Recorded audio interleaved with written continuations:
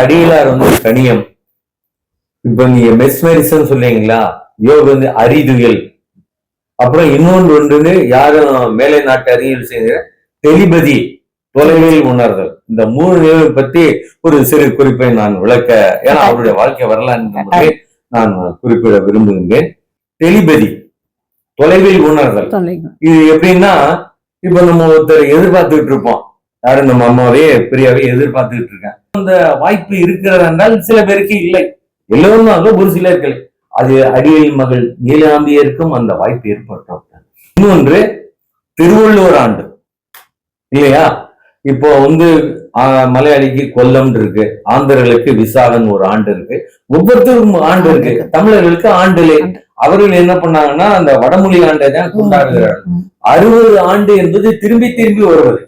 எனக்கு கிடைத்த ஒரு ஒளிப்படம் 1935ஆம் ஆண்டு சென்னை பச்சைப்பன் கல்லூரியில் எடுக்கப்பட்ட படம், அதிலே குறித்திருக்கின்றார்கள். பாகம் 2 மறைமலை அடிகளார் அவர்களின் பேரன் தாயுமானவர் தமிழ்நாட்டிலிருந்து பிரான்ஸ் மண்ணுக்கு வந்திருக்கிறார். அவரோடு தொடர்ந்து உரையாடலாம். அவரு தமிழறிஞர் மட்டுமல்ல, பிற துறையிலும் ஒரு பெருமை, அதாவது புலமை பெற்றார் என்பதற்கு ஒரு 2-3 சான்றை நான் கூற விரும்புகிறேன். அதாவது அடிகளார் கணியம். இப்ப நீங்க மெஸ்மரிசம் சொல்றீங்களா, யோக அறிதுயல், அப்புறம் இன்னொன்று யாரும் மேலை நாட்டு அறிவியல் செய்த டெலிபதி, தொலைவில் உணர்தல். இந்த மூணு பத்தி ஒரு சிறு குறிப்பை நான் விளக்க, ஏன்னா அவருடைய வாழ்க்கை வரலாறு நான் குறிப்பிட விரும்புகின்றேன். அதாவது என்னுடைய தந்தையார் மறை திருநாவுக்கரசு அவர்கள் பள்ளியில் படிக்கின்ற பொழுது, 9ஆம் படிக்கின்ற பொழுது இலைப்பீர்மல் நோய், ஆஸ்துமா என்றா புரியும், அந்த இலைப்பீர்மல் மிகுந்த தாக்கத்தை ஏற்படுத்தியது. 4 ஆண்டுகள் அவரை இந்த நோயிலிருந்து குணமாக சித்த மருத்துவம், யுனானி போன்ற மருத்துவ முறைகள் எல்லாம் செய்து வைத்தால் ஒரு சில நேரங்கள் குணமாகும், திரும்பி வந்துவிடும். ஆங்கில மருத்துவம் பண்ணி அலோபதியும் செய்து பார்த்தால் எதுக்கும் குணமாகவில்லை. என்னடா தேதியும் வரல, ஆனா போக மாட்டேன், என்ன இவனாலும் சொல்லிட்டு உடனே அவர் கணியத்துல சிறந்தது. ஆனா இது மணிய நோக்கோடு செய்வது கிடையாது. அவருடைய கணியத்தை கணித்து பார்க்கிறார். ஜாதகம் அப்படின்னா புரிஞ்சுப்பீங்க. அதிலே ஒரு வரி வருகிறது, தன் மறைவிற்கு பின் தன் புகழை நிலை நிறுத்துவதில் முகாமையாக இருப்பான்னு வருகிறது. முழு நூலையும் முடிச்சு வச்சிடும். தான் அரிதும் கற்றுணர்ந்த ஹிப்னடிசம், யோகத்தின் அறிதுயில் என்ற பயிற்சியின் மூலமாக அவர் இந்த நோயை, அந்த இளைப்பெரும் நோயை குணமாக்கார். எப்படி? இரவு 9 மணிக்கு மேல் பல்லாவரம் எல்லாம், அது சிற்றூர் ஊரெல்லாம் அடங்குகின்றே ஆவி விளக்கு, பெட்டமாஸ் விளக்குன்னு சொல்லுவாங்க இல்லையா, அந்த ஆவி விளக்கிலே இரவு ஒரு 9 மணிக்கு அமைச்சானா 1 மணி நேரம் அவனுடைய சில தமிழ் மந்திர சொற்களை தீவி தலையிலிருந்து கால் வரை நீவி, உன்னிடமிருந்து இந்த நோய் விலகுகிறது, இந்த நோயிலிருந்து சில மறந்த சொற்களை சொல்லி 3 திங்கள் முழுமையாக குணமாக்கி விடுகிறார். என்ன பண்ணுது? பள்ளி படிப்பு சற்றேற பெரிய இறுதியாண்டு போய் நின்று விடுது. உடனே அப்பொழுது திருவையாறிலே அரசர் கல்லூரி, இப்பொழுது புலவர் கல்லூரி, அந்த கல்லூரியிலே தமிழ் புலவருக்கு சேர்க்கின்றார். 5 ஆண்டுகள் புலவர் படித்து அவர் இந்திய எதிர்ப்பு போராட்டத்தில் பங்கு கொள்கிறார். விடுதலை போராட்டத்திலே பங்கு கொண்டு சிறை செய்கிறார். தமிழாசிரியர் பணியை இழக்க நேரிட்டது சென்னையிலே. அப்புறம் சைவ சமயத்திலே அவர், என் தந்தையார் மிகுந்த ஆர்வமுடையவர், பல ஊரிலே சமய சொற்பொழிவை ஆற்றிக்கொண்டு தன் வாழ்க்கையை ஓட்டி கொண்டு வருகிறார். இந்தியா விடுதலை ஆனவுடன் அரசு ஒரு சட்டம் போட்டது, யார் யார் பணியிருந்தால் அவர்களெல்லாம் பணியில் சேரலாம் என்று. அப்பொழுது அந்த தூத்துக்குடியினர்களே வஉசி கல்லூரி அப்பொழுதுதான் ஆரம்பிக்கப்பட்டது. அதன் கல்லூரி தலைவராக இருக்கின்ற முதல்வர் பேராசிரியர் சீனிவாசன், அவர் ஐயங்கார் வகுப்பை சேர்ந்தவர். ஆனால் அடிகள் மீது மிகுந்த பற்று கொண்டவர். அவர் என் தந்தையாருடைய பெருமைகளை அறிந்து ஒரு ஊரிலே பாளையங்கோட்டையை சந்திக்கின்ற பொழுது, திருநாவுக்கரசு அவர்களே, நீங்கள் எங்கள் கல்லூரியில் பணியாற்ற வருகிறீர்களா என்று அழைகிறார். நான் வருகிறேன், நான் புலவர் தானே படிக்கிறேன், உங்களுக்காக விதியை தளர்த்தி சிறந்த அறிஞர், நல்ல புலமை பெற்றவர் என்ற ஒரே கருணையை பதிவு செய்து, என் தந்தையார் ஒருதான் புலவராக இருக்கின்றவர், தூத்துக்குடி வஉசி கல்லூரியிலே பேராசிரியராக 17 ஆண்டுகள் பணியாற்றினார். அடிகளுடைய நாட்குறிப்பு முழுமையும் ஆங்கிலம். அது என் தந்தையாருக்கு ஆங்கிலம் அவ்வளவு தெரியாது. எங்களுடைய மூத்த அண்ணன் ஆலங்காடன் அவர்கள் அப்போ அந்த கல்லூரியிலே புதுமுக வகுப்பு இன்டர்மீடியட் படித்துக் கொண்டிருந்தார். அந்த நாட்குறிப்பு முழுமையும் அவர் மொழி மாற்றம் செய்வார். அங்க 2 வரி தான் இருக்கும். இன்று என்ன சோமசுந்தர பாரதியார் சந்தித்தார், இது பத்தி உரையாடினோம். அந்த 2-3 வரி தான் இருக்கும். ஆனால் எங்க தந்தையார் வந்து அடிகளோடு தொடர்ந்து பயணித்ததால் அந்த நாட்குறிப்பின் துணை கொண்டு 55 எழுத ஆரம்பித்து 59 முடித்தார். அந்த நூலை பார்த்த அறிஞர்கள் தமிழ்நாடு அரசு முதல் பரிசு 62ஆம் ஆண்டு அந்த மறைமலையடிகளார் வரலாறு என்ற நூலுக்கு பரிசு கொடுத்தது. சரி, இப்ப அவர் நோயை குணமாக்கினார். அவருடைய வரலாறு எழுதி தமிழகம் முழுதும் அவருடைய புகழை பரப்பியது. அப்ப என்னது கணியத்தில கணிச்சார்களா? தன் மறைவுக்கு பின் தன் புகழை நிலைந்து சரியா வந்துருதா? சரி. இன்னொரு செய்தி, டெலிபதி, தொலைவில் உணர்தல். இது எப்படின்னா, இப்ப நம்ம ஒருத்தர் எதிர்பார்த்துக்கிட்டு இருப்போம். யாரும் நம்ம அம்மாவே பிரியாவே எதிர்பார்த்துக்கிட்டு இருக்கேன், ஆனா வரவே இல்லை. திடீர்னு பார்த்தா வர்றாங்க. அப்போ இப்பதாம்மா உங்களை நினைச்சுக்கிட்டு இருந்தா நீங்க வந்துட்டீங்க. இது இயல்பான எல்லா இடத்துலயும் நிறைய இடங்கள்ல செய்தியை நீங்க பார்த்துருப்பீங்க. நேத்தான் நினைச்சேன் நீங்க வந்துட்டீங்க. ஒரு செய்தி வந்து டென்மார்க்ல ஒரு இலங்கை தமிழர் வந்து எனக்கு ஒருத்தர் எண் கொடுத்து, அந்த அரசேந்திரன் என்ற ரொம்ப தமிழர் எண் கொடுத்து அவர்கிட்ட பேசுங்கன்னார். அவர்கிட்ட நான் பேசினேன், ஐயா நான் இங்க மாதிரி சுவிட்சர்லாந்து வரைக்கும் வந்திருக்கேன், உங்களை பார்க்க முடியுமா, உங்களை உரையாட முடியுமா? அவர் ஒரு வியப்பான ஒரு செய்தியை சொன்னார். 3 நாளைக்கு முன்னதான் அடிகளாரை முழுமையாக நினைத்து கொண்டிருந்தேன், இன்று அவர் பேரனை எதிர்பாராமல் பேசுகின்றனர். இதுதான் யார் டெலிபதி, தொலைவுணர்வு. ஆக இது ஒரு செய்திக்காக வருகிறேன். அடிகள் வாழ்க்கையில் நடந்த ஒரு உண்மையான செய்தி. அதாவது என்னுடைய அடிகளோட முதல் மகள் சிந்தாமணி தான் எங்க அம்மா.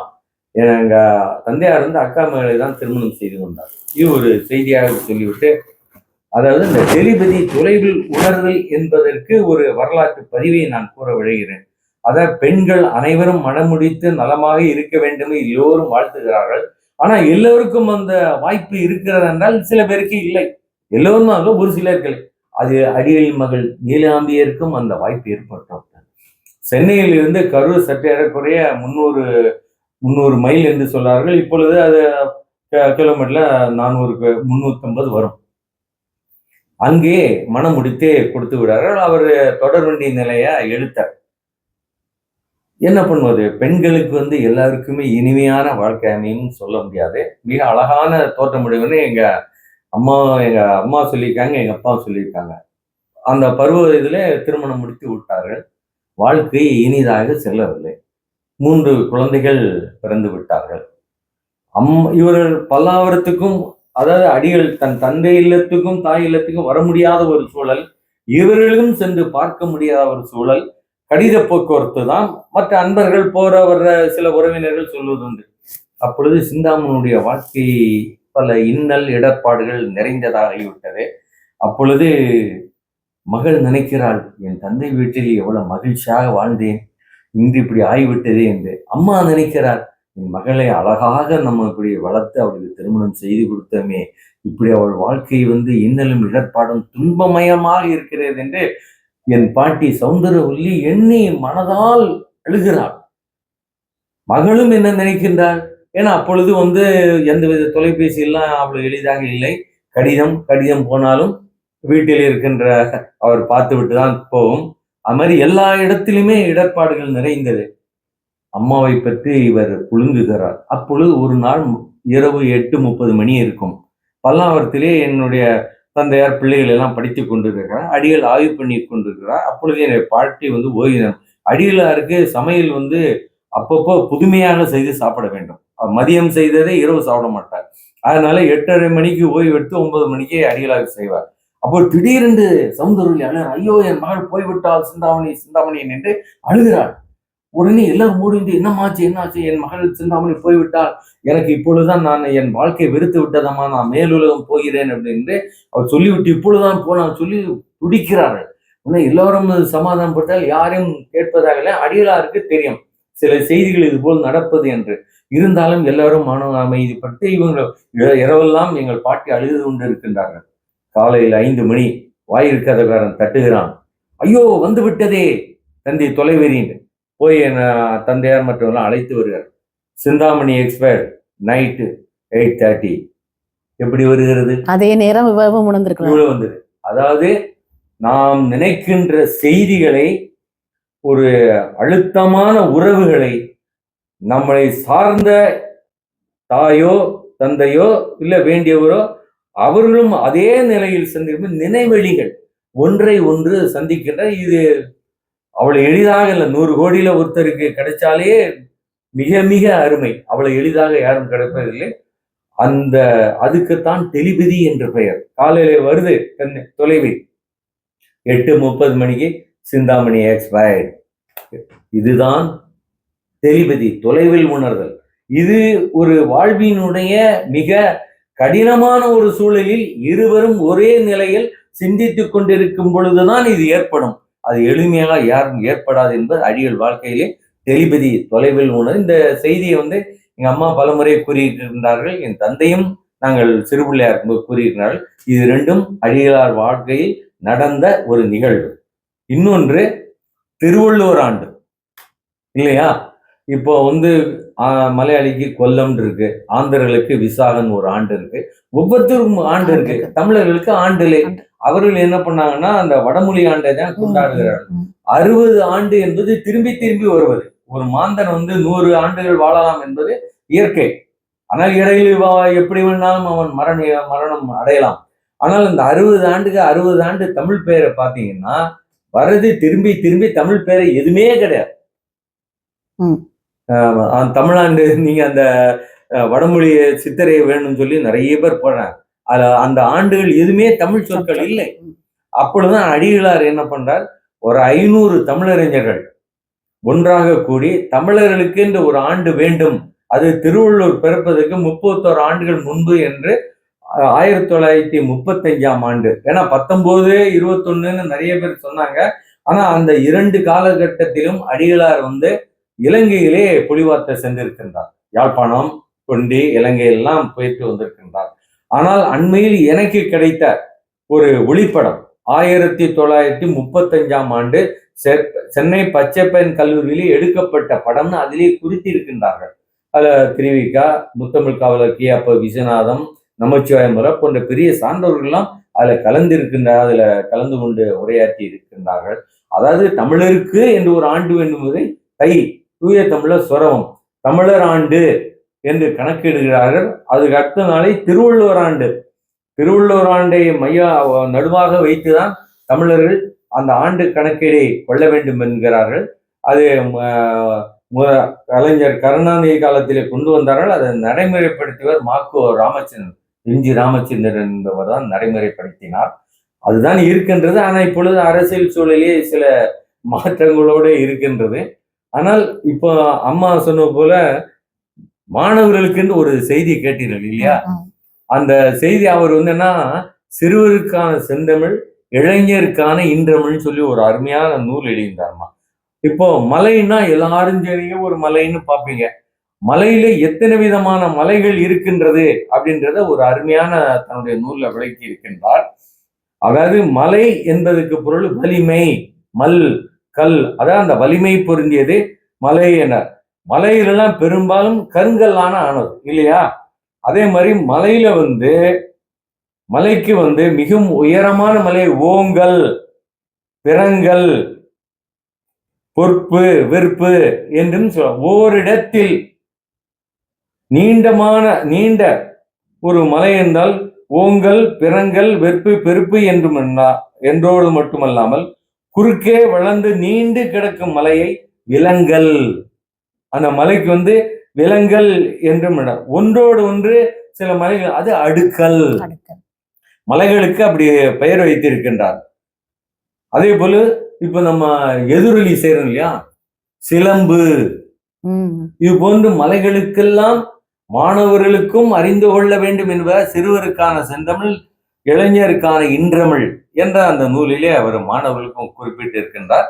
அதாவது தமிழ் உலகத்தின் தாய்மொழி, எல்லாத்துக்கும் தாய்மொழி தமிழ்தான் என்பதை வரலாற்றறிஞர்கள் நிறுவி இருக்கின்றார்கள். அதுதான் நாம் தாய்மொழியாக கொண்டிருக்கின்றோம். ஆனால் இன்றைய காலகட்டத்தில பெயர் கூட பார்த்தீங்கன்னா யாரும் தமிழ் பெயர் வைக்கிறது இல்லை. ரொம்ப பேர் ரொம்ப நாகரிகமா, அதான் மாடர்ன் என்ற சொல்ல பயன்படுத்தி அவன் பேரு நல்ல பேரா இருக்கும், சுப்பையான் இருக்கும், இல்ல சிவனேசன் இருக்கும், விநாயகம் இருக்கும். ஆனா அது தமிழ் பெயராட்டாலும் குறைந்தபட்சம் அது தமிழருடைய தொடர்பாக இருக்கு. இப்ப நீங்கள் ஒரு பெயரை கேட்கிறேன் என்றால் அவர்கள் தமிழ் பெயர் தமிழ்நாடு என்று உணர்ந்து கொள்ளும். ஆனா இன்று அந்த சூழலே இருக்கின்ற இல்லை. ஏனென்றால் இப்பொழுது நம்ம குழந்தை பிறந்து விட்டால் இப்பொழுது காலகட்டத்துல யாரும் தவறாக எண்ண வேண்டாம், யாரையும் புண்படுத்தவில்லை, பண்படுத்தவே கூறுகின்றோம். அதாவது நம்ம குழந்தை பிறந்த உடனே நாம தான் அவனுக்கு எல்லாம் செய்யறோம். எது, அவன் உடல் நல சரியில்லை, படிப்புக்கு திருமணம். ஆனா பேர் வைக்கிறது மட்டும் இன்னொருத்தனுக்கு கேட்கிறோம். என்ன கேக்குறீங்க? ஐயா, என் மகன் பிறந்திருக்கிறான், என்ன நினைக்கிறான்?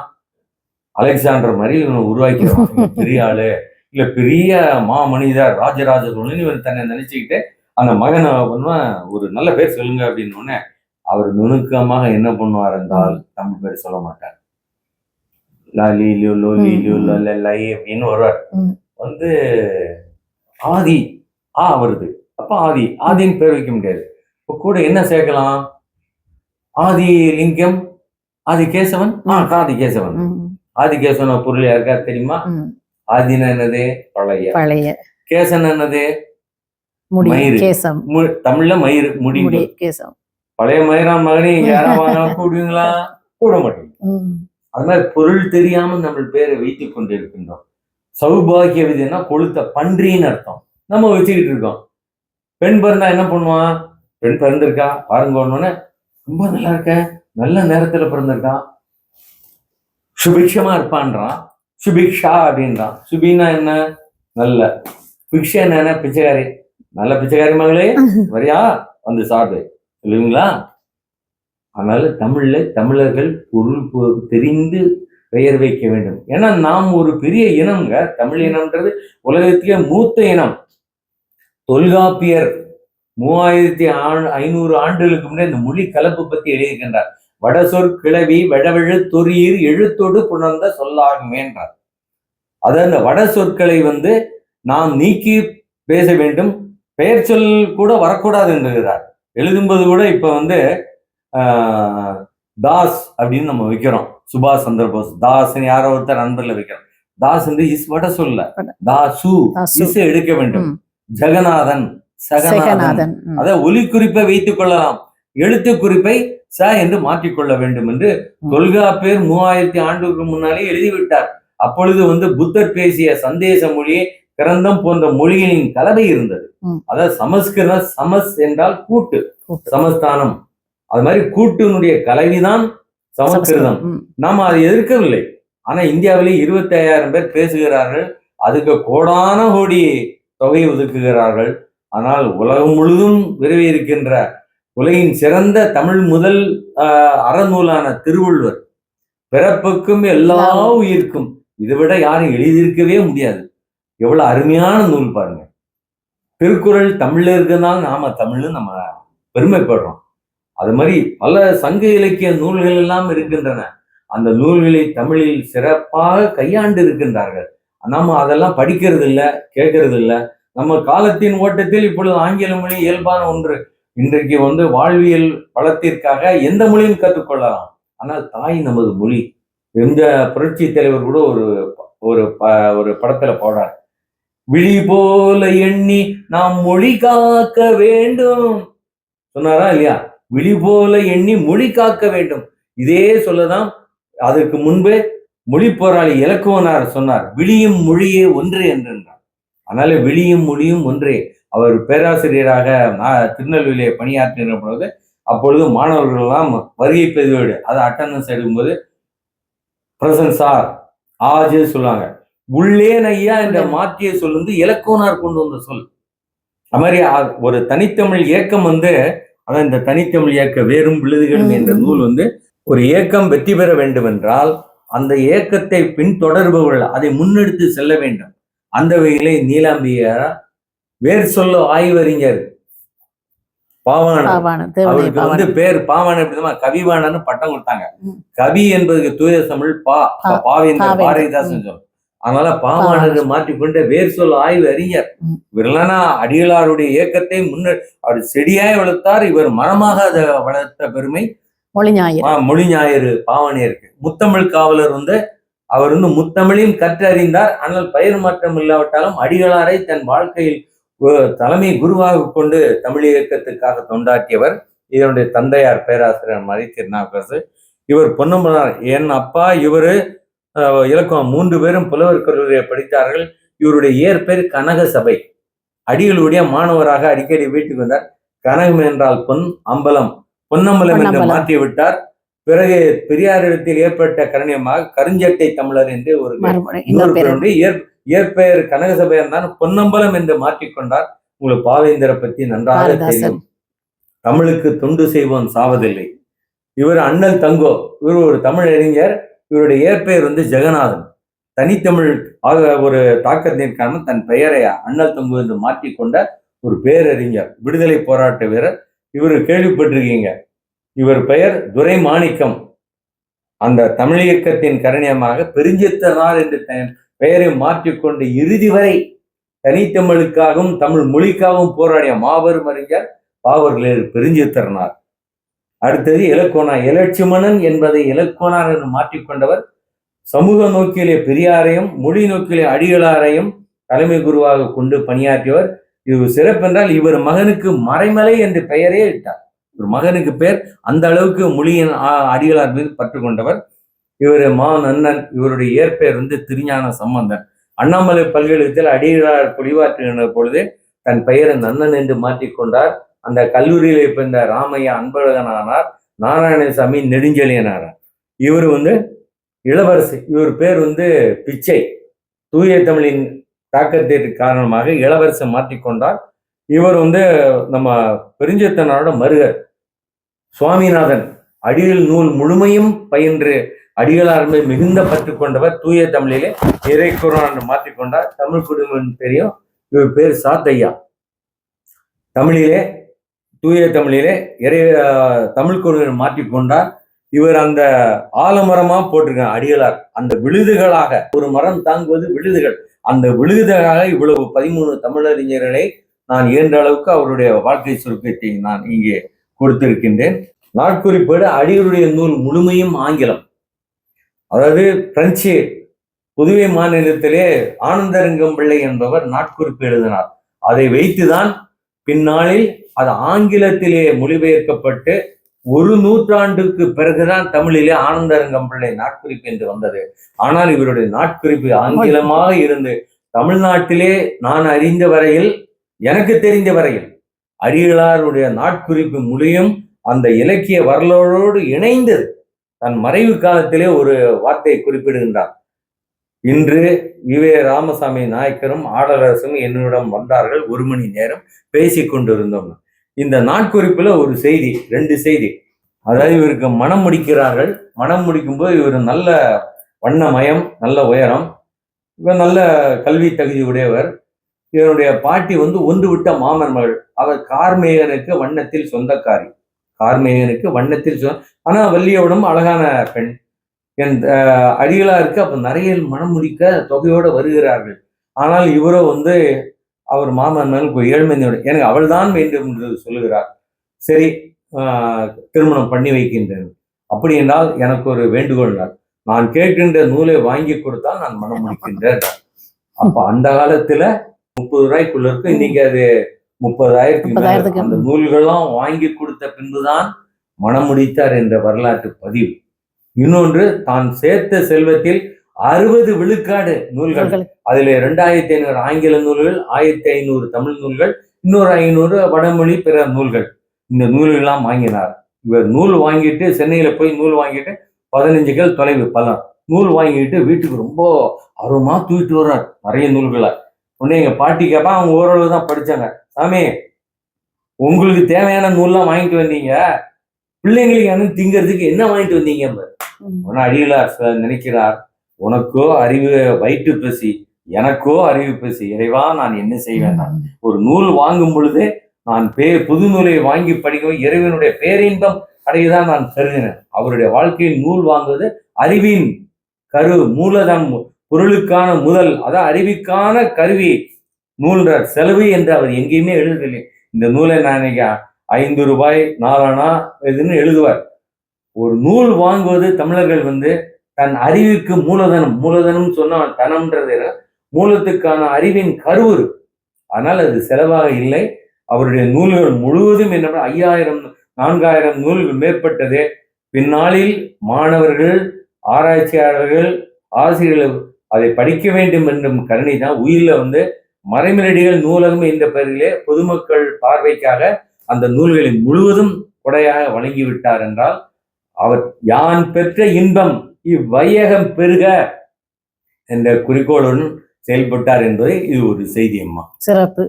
நான் கேட்ட கேள்வி என்னன்னு சொன்னால், இன்னைக்கு மறைமலை அடிகளார், மொழிஞாயிறு தேவநேய பாவாணர், பாவேந்தர், இப்படியான தமிழுக்காக குரல் கொடுத்த, தமிழை வளர்த்த அவர்களெல்லாம் இல்லை என்று சொன்னால் திருவள்ளுவர் போன்று, அதுக்கு பின் வந்தவர்கள் போன்று அவர்களுடைய புகழையும் இந்த உலகுக்கு அறிய செய்த இப்படியான மாமனிதர்களை பற்றியெல்லாம் தமிழ்நாட்டு குழந்தைகளுக்கு தெரிய வாய்ப்பு இருக்கிறதா? மிக வருத்தத்துடன் பதிவு செய்கிறேன். தமிழ்நாட்டில் நான் வந்து கூட்டங்களுக்கு என்ன அழைக்கும் போது நான் விரும்பி செல்வதில்லை. எல்லாரும் வயதான உட்காந்து கத்திக்கிட்டு இருப்பாங்க, அப்படி செய்யணும். ஆனா இளைஞர்கள் வர வேண்டும், வளரினம் பருவத்தினர் தான் தெரிந்து கொள்ள வேண்டும். அப்பொழுது நான் பல்லாவரத்திலே மரமேடியில் அரசு மேல்நிலைப் பள்ளி பெயர் இருக்குது. ஆண்டுதோறும் அவர் பிறந்த நாளுக்கு நான் சென்று மாணவர்களிடத்திலே உரையாடி சிறந்த மாணவன் தூய தமிழில் பேசணும். இப்பொழுது கூட நான் பரிசு கொடுத்தேன். மறைமேடியில் கல்வி அறக்கட்டளை என்று நிறுவி மறைமேடிகள் அவர் வாழ்ந்த இல்லத்திலே அவருடைய சிலையை நான் பல நெடுமாறன் வைத்து திறந்து வைத்தேன். ஆனால் ஆண்டுதோறும் அந்த மறைமேடிகள் விருதுக்காக அரசிடம் போராடி மறைமேடிகள் விருது தமிழ்நாடு அரசு ஏற்படுத்தி கொடுத்து விட்டேன். அது என்ன, ஒவ்வொரு ஆண்டும் வந்து அந்த பிறந்த நாளைக்கு மாலை மரியாதை அணிவித்து அவரை பற்றிய செய்திகள் வரும். அன்றைய தினம் அந்த பள்ளியில நான் ஒரு அறக்கட்டளை சார்பாக சிறப்பு நிகழ்வு பண்ணி மாணவரிடத்துல உரையாடி அவங்களுக்கு ஒரு போட்டி பரிசு வைப்பேன். பிற மொழி கலக்காமல் யார் பேசுகிறார்களோ அவங்களுக்கு ஒரு செய்தி, ஒரு நூலோ இல்லது தொகையோ நான் பரிசு கொடுக்கின்றேன். அப்பொழுது ஒரு ஆசிரியரிடம் கேட்டேன், நீங்க மறைமேடியில் இது சிலை இருக்கின்றது, அரசு மேல்நிலைப் பள்ளி சிறப்பாக செயல்படுகின்றத இணையவழி மூலமாக பல செய்திகள் வெளியிட்டீர்கள், அவருடைய இயற்பெயர் யாராவது சொல்லுங்க அப்படின்னு. ஆசிரியர்கள் கொஞ்ச நேரம் அப்படி நினைக்கின்றார். அவருடைய இயற்பெயர் வேதாச்சலம் சுவாமின்றது கூட அவங்களுக்கு தெரியல. இவளுக்கும் அந்த அங்கேருந்து ஒரு அரை கல்லில் கூட இல்ல, மிக அருகிலே இருக்கின்ற அவருடைய வாழ்ந்தேலும் 1 நூற்றாண்டு கண்ட இல்லம். அதாவது இப்பொழுதெல்லாம் வந்து என்ன செய்யறாங்கன்னா, படிக்கணும், மதிப்பெண் எடுக்கணும், நம்ம வேலைக்கு எடுங்க. ஆனா நமது தாய்மொழியை மறந்து விடுகிறார்கள். நான் ஒரு பள்ளிக்கூடம் ஔவையாரை தெரியுமான்னு, ஔவை தெரியுமா, twinkle twinkle little star, Avvai வென்றார், 2 ஔவை வருதுன்றான். சரி, ஒரு பையனை கூப்பிட்டு கேட்டான், அதான் பாலவேன கப்பல்லாம் என்ன சொல்லுப்பா அப்படின்னு. கேமல் ஒட்டகம் அப்படின்றான். கேமல் அப்ப கூட கேமல் தான் சொல்றான். அதாவது தமிழர்கள் வந்து இப்ப நான் படிக்கும் போதெல்லாம் ஆங்கிலம் ஒன்றான மீதி எல்லாம் தமிழ். ஆனா இப்பொழுது நிலைமை எப்படி இருக்கின்றது? எல்லாமே ஆங்கில வழியாக இருக்கின்றது, தமிழ் மட்டும் தமிழ். அதுக்கும் கூட ஒரு ஆப்ஷனாகத்தான் ஆங்கிலம் அல்லது சமஸ்கிருதம் அல்லது தெலுங்கு, எல்லா மொழியும் கலந்து பேசுகிறார்கள். இப்ப தமிழர், இப்ப நான் வந்து போனேன்னா எங்க போனாலும் நான் பேசுறது என்ன என்றால், என் நூலை காண்பிப்பேன், அறிமுகம், இதெல்லாம் நான் இப்பொழுது இயல்பாக பேசி கொண்டு வரேன். நான் 5ஆம் கிளாஸ்னா என்னை பிடிச்சிடலாம். ஏதாவது ஒரு ஆங்கில சினிமான்னு சொன்னாலும் என்னை நீங்க கேட்டுடலாம். இது குறித்து வைத்துக் கொண்டு இறுதியில் நீங்கள் என்னை சொல்லணும், நீங்க இந்த இடத்துல ஆங்கிலம் கந்தீங்கன்னா அந்த நூலை நான் இலவயமா கொடுத்துருவேன். ஏன்னா உங்களுடைய ஆர்வம் தூய தமிழ்ல இருக்கணும். ஆனா பல இடங்கள்ல போட்டி நடத்தினாலும் சில பேர் பண்ண முடியல. இப்ப அந்த பள்ளியில வந்து நான் கேட்ட கேள்விக்கு பதில் அவங்களுக்கு சரியா சொல்ல முடியல. இருந்தாலும் ஒரு 5000 ரூபாய் தலைமை ஆசிரியர் கொடுத்து இவ்வளவு ஆர்வம் 30 பேர் வந்திருக்காங்களா, பள்ளி சார்பா என் அறக்கட்டளை சார்பா நீ என்ன செய்யணுமோ செஞ்சீங்கன்னு ஒட்டுமொத்தமா கொடுத்துட்டேன். மாணவர்கள் எல்லாருக்கும், ஏன்னா இவ்வளவு ஆர்வமா வந்திருக்காங்க. பெண் பிள்ளைகள் 10 பேர் வந்திருக்காங்க. அந்த தேகம் என்ற சொல் ஏற்பட்டதை ஒரு மாணவனும் மேடையில நடிச்சு காண்பிச்சாங்க. அப்ப எவ்வளவு பெரிய செய்தி. எந்த பள்ளியில ஜூலை 15 கல்வி கண் திறந்தவர் காமராஜர், மொழிக்கு முகவரி தந்தவர் மறைமேடிகளார். காமராஜருக்கு வந்து முழுவதும் அங்க சோரொட்டி ஒட்டப்பட்டது. ஆனால் மறைமேடிகளுக்காக பேசுவதற்கு நான் மாணவர்களுக்கு பரிசு கொடுக்கிறேன். அப்ப இதுலேருந்து என்ன தெரியுது? எல்லாமே வெற்றி விளம்பரமாக தெரிகிறது. உண்மையான தமிழை நாம் இன்னும் கொண்டு சேர்க்கவில்லை. ஆனா இப்படியே நம்ம விட்டுவிடக் கூடாது. நாம் செய்ய வேண்டிய கடமை செய்து கொண்டு இருக்க வேண்டும். இப்பொழுது நான் என்னுடைய பணி வந்து முழுக்க தொழில்நுட்பம் சார்ந்தது. இருந்தாலும் உணர்வு பெற்றேன். முதுகலை பயின்றேன், ஆய்வு நிறைஞ்ச பட்டம் என்றேன். நாம் அடிகளார் ஆற்றிய மிகப்பெரிய பணி, உலகத்துக்கே தனித்தமிழ் இயக்க தந்தை என்று பெயர் கண்டவர் அவர். அவருடைய மொழிக் கொள்கையை உலகம் முழுவதும் பல தமிழர்கள் அதை கடைபிடிக்கின்றார்கள். இன்றைக்கு நான் அங்க சுவிட்சர்லாந்தில் முருகவேளை சந்திக்க இருக்கின்ற பொழுது அவர் 2016 மரமேறியில் அரங்கு என்று வைத்ததை படம் பிடித்து அனுப்பினார்கள். அப்ப நான் வந்து பேரனா இருக்கலாம், ஆனா பேரன் என்று பெயர் சொல்வதில் பெருமை கொள்ளலாம். ஆனால் அவருடைய கொள்கை மொழியையும் அவருடைய தொண்டையும் நாம் வழி கொண்டு வந்தாதான் நான் பேரன் என்று சொல்வதில் சிறிதேனும் பொருள் இருக்கின்றதம்மா. அதனால இயன்ற அளவுக்கு நாம் இந்த காலகட்டத்திலே நாம் நீந்தி அதை செல்ல வேண்டியிருக்கு. மாணவர்களுக்கும் தமிழருக்கும் நம்மளுடைய மொழியை உயிர்ப்பிக்க வேண்டும். நிறைய பேர் மறந்துடுறாங்க. அதனால அந்த பணியை என்னால் இயன்ற அளவுக்கு நான் செய்து கொண்டிருக்கின்றேன். அந்த ஒரு நல் வாய்ப்பாக. ஏன்னா இன்னொன்று சொல்லணும்னா, அடிகளார் வந்து இலங்கைக்கு 2 முறை சார் பொன்னம்பலனார் என்று ஒரு பேர் அறிஞர் இருந்தார். 2 முறை அழைத்து தமிழின் தொன்மையான தொல்காப்பியம் பற்றும் பண்டை கால தமிழரும் ஆரியரும் இந்த நூலை தந்தை பெரியார் கையில வச்சுக்கிட்டே இருப்பார். அந்த நூல் அதை பற்றிய செய்தி, சைவ சமயம் இலக்கியங்கள் தமிழ் மொழியை எப்படி வளர்த்தன என்பதை பற்றியும் 2 முறை சார் பொன்னம்பலனார் பற்றி வாழ்க்கை வரலாறுலேயே வருகிறது. அது மிகப்பெரிய பேரு. எனக்கு எந்த உறவு கிடைச்சுன்னா, அங்க சுந்தர வடிவேல்னு ஒருத்தர், அவருடைய மகன், அவங்கெல்லாம் இப்ப தூத்துக்குடியில எங்க வீட்டு பின்பக்கம் இருந்தவங்க, பகவதியன் என்ற ஒருத்தர் இருந்தாங்க. அவங்க அப்பா மேல தந்தை அப்பா தான் எங்க அப்பாவை கூப்பிடுவாங்க. அவ்வளோ ஒரு பாசம் அப்பா மேல.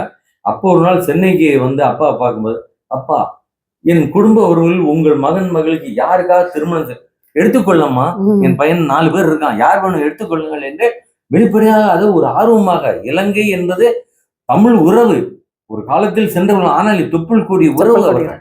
அந்த உறவு ரொம்ப மகிழ்ச்சி. இப்பொழுது நான் சுவிட்சர்லாந்தில் போயிருக்கும்போது அந்த என் தம்பி மகளை அவருடைய தம்பி மகன் செந்தூரான் என்று இருக்கின்றார். அவருடைய தம்பி தான் கீர்த்திவாசனுடைய மகன் தான் என்னுடைய தம்பி மகன் மகாதேவனுடைய மகளை திருமணம் செய்திருக்கிறார். அதனால் எனக்கு இயற்கையாகவே இலங்கையுடன் இலங்கை தமிழுடன் ஒரு வளமான ஒரு உறவு இருக்கின்றது. நான் பெருமகிழ்ச்சி அடைகிறேன். தமிழோடு தமிழ் உறவு கொண்ட தமிழரோடு ஒரு நல்ல உறவு எனக்கு கிடைத்தது. குறிப்பாக இலங்கை தமிழரோடு எனக்கு இருந்த உறவு இன்னும் நெருக்கமானது. நீங்கள் அறிந்து என்னை அழைக்கும் பொழுது நான் பெருமைப்பட்டேன். அதற்காக உங்க நேரத்தை எடுத்துக்கொண்டு என்னை நீங்க நேர்காணல் செய்யுங்களேன். மிக்க மகிழ்ச்சி, மிக்க மகிழ்ச்சி. உங்களுடைய இந்த அருமையான இந்த அரிதான நேரத்தை எனக்காக செலவழித்ததுக்கு மகிழ்ச்சி. உங்களுடைய பூட்டனார், அதாவது மறைமலை அடிகளாருடைய அப்பா, அவர் ஒரு அறுவை சிகிச்சை நிபுணர் என்று அறிந்து கொண்டேன். அந்த வழியில உங்களுடைய தலைமுறையில யாராவது மருத்துவம் சார்ந்த விடயங்கள்ல? என்னுடைய பேத்தி வந்து யாழினி என்பவர். எனக்கு 2 மகள்கள். ஒரு மகள் வந்து மங்கையர்க்கரசி, அவர் இப்போ யுஎஸ்ஏல ஏற்கனவே 10 ஆண்டு தான், இப்போ திரும்பி அங்க பணி நிமித்தமாக போய்விட்டார்கள். இன்னொரு மகள் ஞானச்செல்வி, அறிவிச்செல்வின்னா, அவருடைய மகள் யாழினி வந்து இயற்கை மருத்துவம் இறுதி ஆண்டு இப்பொழுது முடித்துக் கொண்டிருக்கின்றார். ஆக அந்த இதுன்னு சொல்லாட்டாலும், அந்த வழி இல்லாட்டாலும் இயற்கை மருத்துவத்தில் ஆர்வம் கரணியமாக, ஏன்னா அவர் இயற்கை மருத்துவ பண்டுவர். அது அடிகளாரோட தந்தையார் சொக்கநாதன் பேர். அவரு நாகப்பட்டினம் அறுவை சிகிச்சை நிபுணர். ஏதோ ஒரு வகையில நீங்க கேட்ட மாதிரி என்னுடைய பேத்தி யாழினி வந்து அந்த வழிக்கு வருகின்றார்கள். அவரை இப்ப நிறைவு பகுதிக்கு வந்துட்டோம். ஒரே ஒரு செய்தியுடன் நான் முடிச்சுக்கிறேன். தமிழ் வந்து தேன் போன்றது என்று, அமுது போன்றது தேன் போன்றது என்று சொல்வார்கள். ஒரே ஒரு சிறு விளக்கம், ஒரு 2 நிமிடங்கள். ஒரு அரசர் சேவகன், அதாவது சேவை செய்வன் சேவகன், அவனை கூப்பிட்டு மலை தேன் கொண்டு வா என்று அவனை அனுப்புகிறார். காலையிலே போனவன் இரவுக்குள்ள வரணும், வரல. அடுத்த நாள் வருகிறான். மன்னனுக்கு சினம், கோபம். சரி, இவனை தண்டிப்பதற்கு முன் காலத்தாழ்வுக்கான கரணியம் யாது என்று வினவ வேண்டும். அவனை கூப்பிட்டு கேட்கிறார். நன்றாக உற்று கவனிக்க வேண்டும். அந்த தேன் என்று சொல்லை அவன் எப்படி பயன்படுத்துகிறான் பாருங்கள். மன்னா, நேற்று பல விடங்களில் அலைந்தேன், இறுதியில் பாறை தேன் கண்டு மலைத்தேன், ஒரு கொடியை பிடித்தேன், ஏறி சென்று கலைத்தேன், ஒரு பாத்திரத்தில் பிழிந்தேன், வடித்தேன், சுவைத்தேன், என்னை மறந்தேன், அயர்ந்தேன், காலையில் கண் விழித்தேன், எடுத்தேன், விரைவாக வந்தேன், தங்கள் இல்லத்திலும் தேனை கொடுத்து விட்டுத்தான் வந்தேன். மன்னவர் பார்க்க, ஆஹா, உன் தமிழ் தேன் பாறை தேன் சுவையற்றதாக உணர்ந்தேன், உனக்கும் பரிசினை தந்தேன் அப்படின்ற. நானும் தப்பித்தேன் பிழைத்தேன் என்று கூறிவிடுகிறார். நீங்களும் தமிழ் தேனை பருகினேன் சுவைத்தேன் என்று இல்லாமல் தமிழ் தேனுக்காக பாடுபடுங்கள். அதுதான் இந்த அடிகளாருக்கு நான் செய்த இந்த தொண்டின் ஒரு ஒரு சிறப்பாக எண்ணி அம்மையாருக்கு நன்றி கூறுகிறேன். மிக்க நன்றி, மிக்க நன்றி. ஒரு சிறப்பான ஒரு நேர்காணல், கிடைக்கப்பெறாத ஒரு அருமையான நேர்காணல் தான். இன்னும் இவரிடம் நிறைய பெற இருக்கிறது. அவர் தமிழ்நாட்டுக்கு சென்ற பின் நாங்கள் தொலைத்தொடர்பு வழியாகவும் பெற்றுக்கொள்ளலாம். ஐயா சொன்னார், தாயுமானவர் தன்னுடைய பள்ளி வாயிலாக சிறந்த தூய தமிழ் இல்ல தனித்தமிழ் பேசுபவர்களுக்கு பரிசு கொடுக்கிறேன் என்று சொல்லி, அந்த பரிசை நான் ஒவ்வொரு ஆண்டும் அந்த பரிசு தொகையை அவருக்கு அறக்கடை சார்பாக நான் அவருக்கு அந்த ஆண்டுதோறும் அளிக்கிறதுக்கு இந்த இடத்துல வாக்குறுதி கொடுத்து கொண்டு அந்த பரிசுக்கான தொகையை நான் பொறுப்பெடுக்கிறேன் என்ற ஒரு இது. ஏனென்றால் தனித்தமிழை வளர்க்கிறது நாங்கள் மட்டும் பேசுவதல்ல, மற்றவர்களை பிறரை பேச வைக்க தூண்டுவதும் தான். அப்படியான அழகான செயலை நீங்கள் செய்து கொண்டிருக்கும் பொழுது அடியவளுடைய சிறு பங்கும் அதில் இருக்க வேண்டும் என்ற ஒரு விருப்பத்தை உங்களுடைய அனுமதியோடு கேட்டுக்கொண்டு, இசைவோடு கேட்டுக்கொண்டு, இந்த அழகான நேரத்தை எனக்காக ஒதுக்கி தந்த உங்களுடைய அன்பான மனதுக்கும் தமிழுக்கும் வணக்கம். எனக்கு நீங்க நேர்காணல் எடுப்பதை விட தமிழுக்காக, தூய தமிழுக்காக என்னை அங்கிருந்து வந்து ஆர்வமாக எடுத்து சென்ற என் மகள், அன்பு மகளுக்கு என் நெஞ்சம் நிறைந்த நன்றி. மிக்க நன்றி ஐயா, வணக்கம்.